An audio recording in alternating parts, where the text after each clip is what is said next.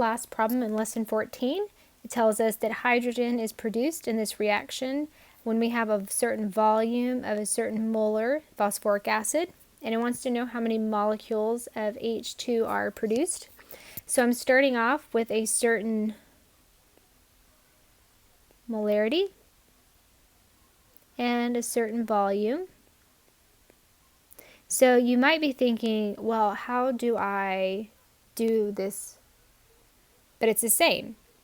It's going to be moles of phosphoric acid to moles of hydrogen to molecules. So I'm going to do the molarity equals moles divided by volume, the mole to mole ratio, and then I'm going to use moles and Avogadro's number to solve for hydrogen molecules. So let's set this up. So I'm going to start with my molarity, which is what I'm given. Remember, molarity is the same as moles per liter.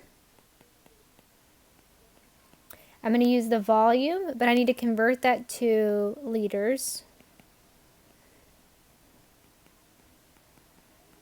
And what that will give me is moles of phosphoric acid.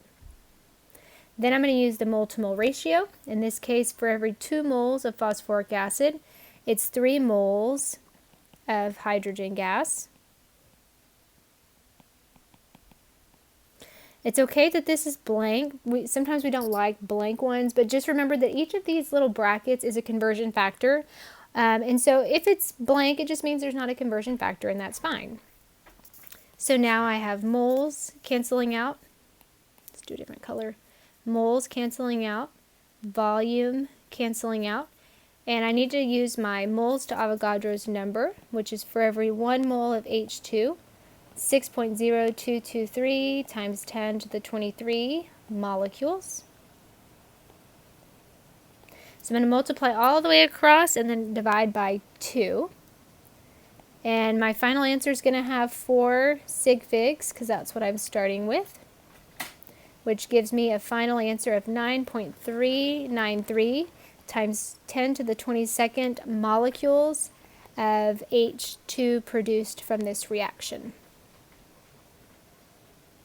So you can see we could use molarity, you could be using molar mass, but the 3-step process is the same no matter what units we're given, no matter if it's products to products, reactants to reactants, or across the equation. It's always going to be this 3-step process.